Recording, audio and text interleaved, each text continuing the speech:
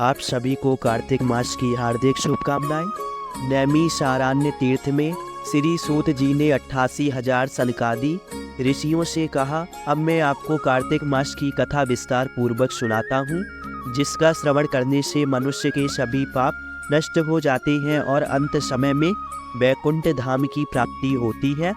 सूत जी ने कहा, श्री कृष्ण जी से अनुमति लेकर देवर्षि नारद के चले जाने के पश्चात सत्यभामा प्रसन्न होकर भगवान श्री कृष्ण से बोली, हे प्रभु, मैं धन्य हुई, मेरा जन्म सफल हुआ। मुझ जैसा त्रैलोक्य सुंदरी के जन्मदाता भी धन्य है, जो आपकी 16,000 स्त्रियों के बीच में आपकी परम प्यारी पत्नी बनी। मैं आपके साथ नारद जी को वह कल्प वृक्ष आदि पुरुष विधि पूर्वक दान में दिया, परंतु वही कल्प वृक्ष मेरे घर लहराया करता है। ये बात मृत्युलोक में किसी स्त्री को ज्ञात नहीं है। हे त्रिलोकीनाथ, मैं आपसे कुछ पूछने की इच्छुक हूँ।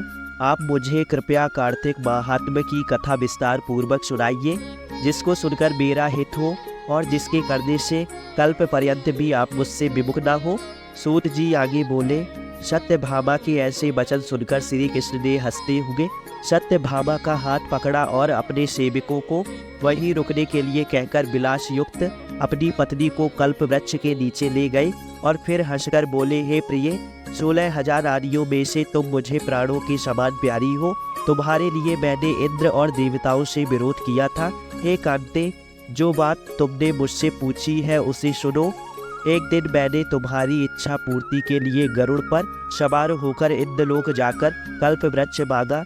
इंद्र द्वारा मना किए जाने पर इंद्र एवं गरुड़ में घोर संग्राम हुआ और गोलोक में भी इंद्र द्वारा मना किए जाने पर इंद्र व गरुड़ में घोर संग्राम हुआ और गौलोक में भी गरुड़ जी गौ से युद्ध किया। गरुड़ की चोट से उनके कान और पूंछ कटकर गिरने लगे, जिससे 3 वस्तु उत्पन्न हुई।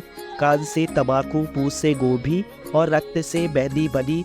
इन तीनों का प्रयोग करने वाले को मोक्ष नहीं मिलता। तब गौ ने भी क्रोधित होकर गरुड़ पर वार किया, जिससे उनके 3 पंख टूटकर गिर गए।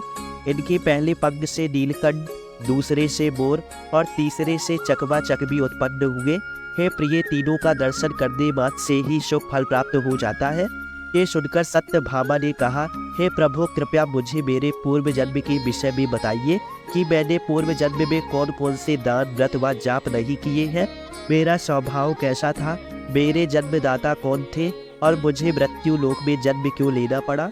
मैंने ऐसा कौन सा पुण्य कर्म किया था जिससे मैं आपकी अर्धांगिनी हुई हूँ। श्री कृष्ण ने कहा, हे प्रिय, अब मैं तुम्हारे द्वारा पूर्व जन्म में किए गए पुण्य कर्मों को विस्तार पूर्वक कहता हूँ, उसे सुनो। पूर्व समय में सतयुग के अंत में मायापुरी में अत्रि गोत्र में वेद वेदांत का ज्ञाता देव शर्मा नामक एक ब्राह्मण निवास करता था। वह प्रतिदिन अतिथियों की सेवा, हवन और सूर्य भगवान का पूजन किया करता था। वह सूर्य के समान तेजस्वी था। वृद्धावस्था में उसे गुणवती नामक कन्या की प्राप्ति हुई।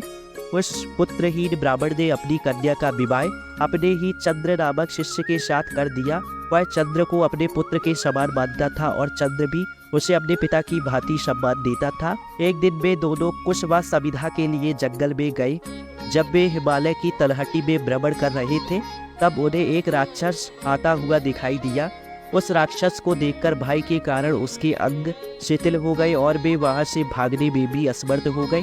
तब उस काल के समान राक्षस ने उन दोनों को मार डाला। क्योंकि वे धर्मात्मा थे, इसलिए मेरे पार्षद उन्हें मेरे वैकुंठ धाम में मेरे पास ले आए। उन दोनों द्वारा आजीवन सूर्य भगवान की पूजा किए जाने के कारण मैं दोनों पर अति प्रसन्न हुआ। गणेश जी, शिव जी, सूर्य व देवी, इन सब की पूजा करने वाले मनुष्य को स्वर्ग की प्राप्ति होती है। मैं एक होता हुआ भी काल और कर्मों के भेद से 5 प्रकार का होता हूँ। जैसे एक देवदत्त, पिता, भ्राता आदि नामों से पुकारा जाता है। जब वे दोनों विमान पर आरूढ़ होकर सूर्य के समान तेजस्वी रूपवान चंदन की माला धारण किए हुए मेरे भवन में आए, तो वे दिव्य भोगों को भोगने लगे।